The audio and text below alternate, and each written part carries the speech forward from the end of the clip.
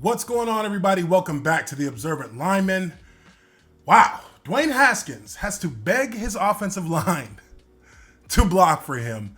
Now, the young QB who finally got his starting position after the firing of the head coach, Lane Kiffin, for the Washington Redskins, a team that's now 1-9, he's seen on the sideline from a Twitter post on NBC Sports, talking to his offensive line, asking them what can he do to help them.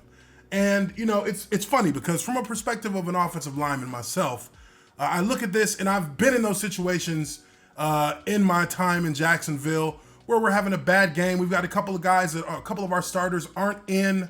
So we've got guys who are banged up on the line. And, you know, we've got young guys in the lineup who aren't playing well, and it's causing a big disruption to the offense. And, you know, those situations are difficult to kind of measure just because in the moment, there ain't nothing you can do for us, QB. There's nothing you can do to help. But let's go through this real quick. I'm going to dive a little bit more into it after I read off what they have here from the Bleacher Report. Redskins QB Dwayne Haskins asks, "What do I have to do to help you?" to O-line. The 1-9 Washington Redskins fell 34-17 to the New York Jets on Sunday after trailing 34-3 at one point in the fourth quarter. The offensive line notably struggled, allowing 6 sacks on rookie quarterback Dwayne Haskins, whom NBC Sports caught asking his protectors what he could do to help them.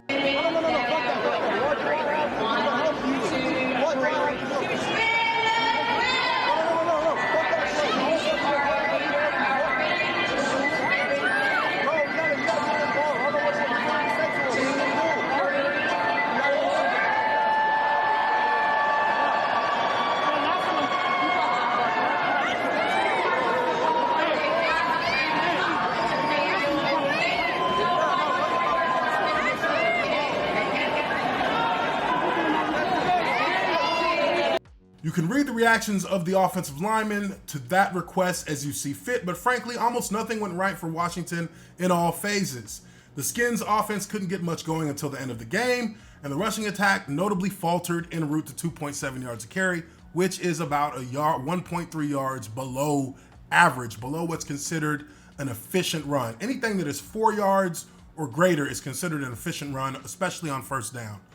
The defense also surrendered 400 scrimmage yards and 5 touchdowns to a Jets team that entered Sunday ranked third to last in the NFL in scoring offense. On special teams, Dustin Hopkins knocked a 29-yard field goal attempt off the right upright. There probably isn't much Haskins can do to help the offensive line, defense, or special teams outside of working on his own craft, which is absolutely true. But on the bright side, he did show off a big arm on a few big passes to rookie wideout and ex-Ohio State teammate Terry McLaurin. Now, we don't need to really look at those. See, this is the thing. This is what you got to understand about dealing with the offensive line.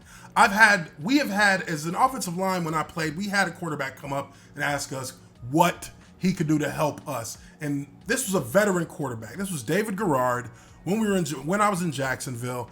And Garrard didn't come and ask us what he could do to help us. That wasn't how he approached it. Dave would come to us. He would come to one of the vets, one of us who's out there, who's been out there, and he'll say, "Hey, Uche, what y'all want to run? What do y'all think we need to run? What protections do y'all want?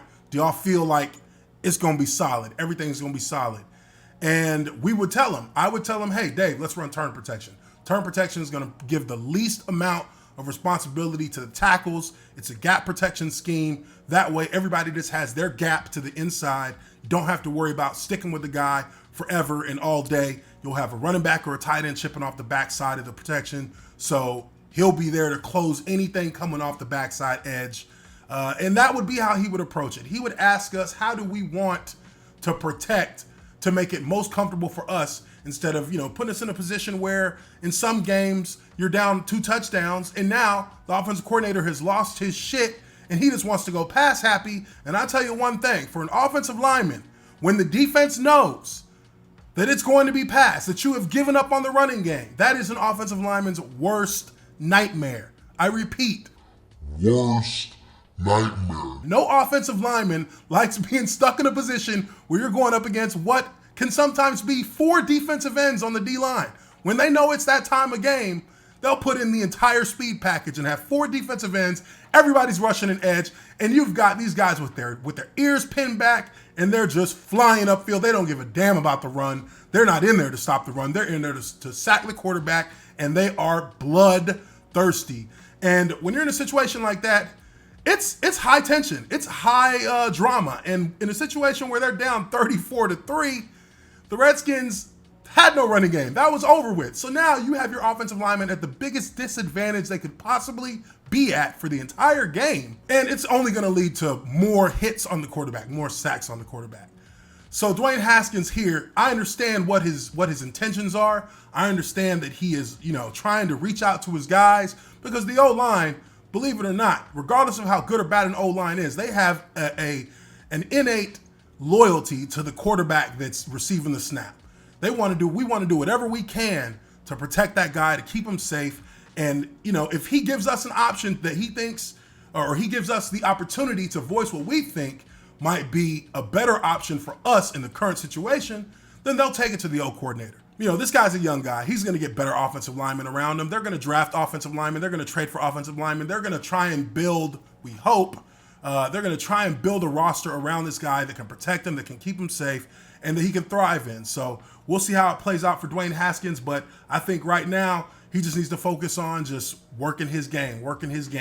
And when the opportunity arises, get with your linemen after practice, go through protections, go through the different scenarios where, you think they might need some help from the quarterback and making audibles, and then you guys can build from there. But right now, it's pretty much a lost cause, because they're too far in the season for anything to really change outside of how it's already been set. But tell me what you guys think. Leave your comments down below. Subscribe to The Observant Lineman. Please hit the like button if you like this video. The YouTube algorithm is a beast, and the more likes and the more interaction I get on my videos, through comments, through likes, the better it is for my channel and helping it grow. But I really appreciate you guys. I will catch you on the next video. Peace.